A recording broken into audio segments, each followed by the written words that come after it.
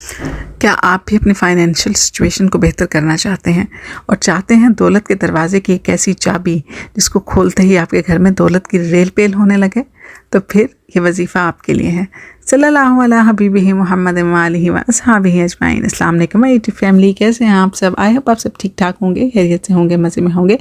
ہم بھی الحمدللہ بالکل ٹھیک ٹھاک ہیں، خیریت سے ہیں۔ میری دعا ہے کہ اللہ تعالیٰ آپ سب کو شاد اور آباد رکھیں، جہاں آپ قدم رکھیں اللہ آپ کے لیے خیر اور آسانی کا معاملہ فرمائے، آمین ثم آمین۔ شروع کرتے ہیں آج کی ویڈیو۔ آج کی ویڈیو بہت زیادہ امپورٹنٹ ہونے والی ہے۔ دیکھیے، رزق کس کو نہیں چاہیے ہوتا، دولت کس کو نہیں چاہیے، اور اسپیشلی آج کل کے دور میں جب انسان مینٹلی اتنا سٹریس ہو گیا ہے، جہاں پہ ہر چیز جو ہے وہ پیسے کے ساتھ جڑی ہوئی ہے۔ اپنے گھر کے بل دینے ہیں تو وہ آپ کو پیسے سے دینے ہیں، اگر آپ کو قرض دینا ہے پیسہ ادا کرنا پڑے گا، اگر آپ کو راشن لینا ہے تو آپ کو پیسوں سے لینا پڑے گا، بچوں کی فیس سے لے کے ایچ اینڈ ایوری تھنگ جو ہماری زندگی میں چل رہی ہے وہ ہے پیسہ، جو کہ نہ صرف ہماری فائنینس کو بہتر کرتا ہے، بلکہ لوگوں کے سامنے ہماری ایک جو ہے نا وہ عزت اور مرتبے کو بھی بڑھاتا ہے۔ اس کے لیے پیسہ بہت زیادہ ضروری ہے۔ میرا خیال ہے کہ ہر انسان آج کل کے دور میں پیسے کے پیچھے ہی بھاگتا ہے، لیکن سب سے پہلے تو یہ کوشش کرنی چاہیے کہ جو بھی آپ کمائیں وہ حلال ہو۔ حتی الامکان کوشش کریں کہ حلال رزق کمائیں، اپنے بچوں کو وہی رزق کھلائیں۔ اور دوسری بات یہ کہ جب بھی اللہ سے دعا مانگیں تو اپنے لیے حلال، فراغ، برکت والے رزق کی دعا مانگیں، کیونکہ اگر برکت نہیں ہوگی تو رزق جتنا بھی ہو، پیسہ جتنا بھی ہو، وہ ختم ہو جائے گا۔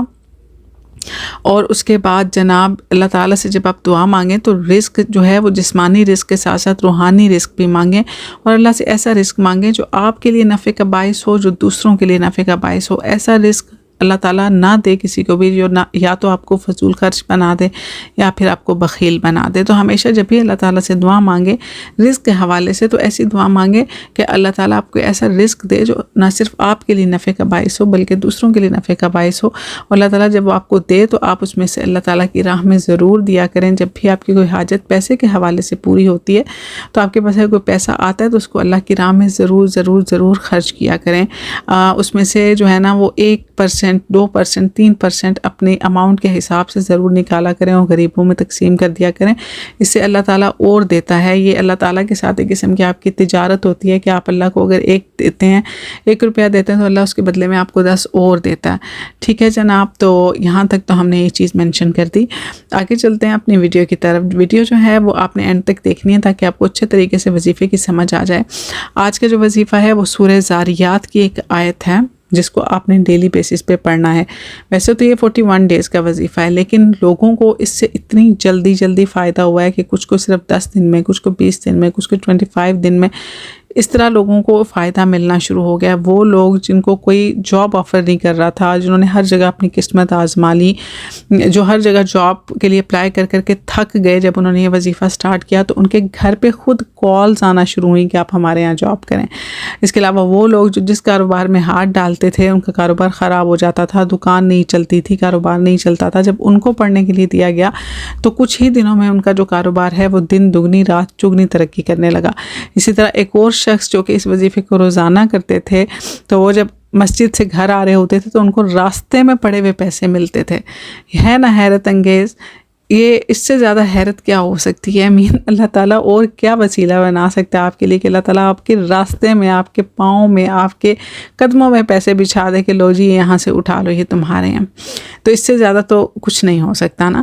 تو اس وظیفے کو اگر آپ پوری ایمانداری کے ساتھ، پورے یقین کامل کے ساتھ کریں گے تو انشاءاللہ یہ وظیفہ آپ کے لیے بہت زیادہ ورک کرے گا۔ پہلے بھی جتنے وظائف میں نے بتائے ہیں وہ سب اسی طرح اثر کرتے ہیں۔ یہ بھی سیف علی قریشی کا ہی وظیفہ ہے اور مجھے یہ بہت زیادہ پسند ہے، بہت زیادہ افیکٹیو ہے۔ میں نے خود بھی اس وظیفے کو بہت دفعہ کیا اور یہ بہت زیادہ اثر کرتا ہے۔ اب کرنا آپ نے کیا ہے کہ سورہ ذاریات کی ایک چھوٹی سی آیت ہے، آیت نمبر 22۔ اس آیت کو آپ نے پڑھنا ہے ڈیلی بیسس پہ۔ صبح آپ نے فجر کی نماز پڑھنی ہے، فجر کی نماز پڑھنے کے بعد جب سورج طلوع ہونے والا ہو، جب ہلکی ہلکی روشنی شروع ہو جاتی ہے نا، سورج ابھی طلوع ہوتا نہیں ہے، اس سے پہلے 10-15 منٹ 20 منٹ پہلے جب ہلکی ہلکی روشنی شروع ہو جاتی ہے، اس ٹائم آپ نے کیا کرنا ہے کہ اپنے صحن میں نکل جائیں، یا پھر باہر اگر اپارٹمنٹ میں رہتے ہیں تو پھر آپ کو باہر جانا پڑے گا، کہیں بھی ایسی جگہ جہاں پہ آپ کے اور آسمان کے بیچ میں کوئی چیز بھی نہ ہو، آپ کے سر پہ دوپٹہ نہیں ہونا چاہیے، آپ کے سر پہ ٹوپی نہیں ہونی چاہیے، اگر مرد کر رہے ہیں تو کوئی بھی آپ کے اور آسمان کے بیچ میں کوئی چیز نہیں ہونی چاہیے، ٹھیک ہے۔ اس کے بعد آپ نے یہ وظیفہ سٹارٹ کرنا ہے سورہ ذاریات کی آیت نمبر 22 اسکرین پہ آپ کو نظر آ رہی ہوگی۔ اس آیت کو آپ نے 141 ٹائمز پڑھنا ہے، اول آخر آپ نے 3 مرتبہ درود پاک پڑھ لینا ہے، 3 مرتبہ اول، بیچ میں 141 ٹائمز یہ والی آیت، پھر 3 مرتبہ درود پاک پڑھ کے جب یہ وظیفہ مکمل ہو جائے تو آپ نے آسمان کی طرف منہ کر کے 3 دفعہ 3 مرتبہ آپ نے پھونک مار دینی ہے۔ یہ اتنا سمپل سا وظیفہ ہے۔ اب پلیز یہ مت کہیے گا کہ ہم اپارٹمنٹ میں رہتے ہیں، میں بھی اپارٹمنٹ میں رہتی ہوں، ہم بھی بلڈنگ میں رہتے ہیں تو اس کے لیے مجھے تھوڑی دیر کے لیے باہر جانا پڑتا ہے، اٹس اوکے، کوئی اتنا ایشو نہیں ہے۔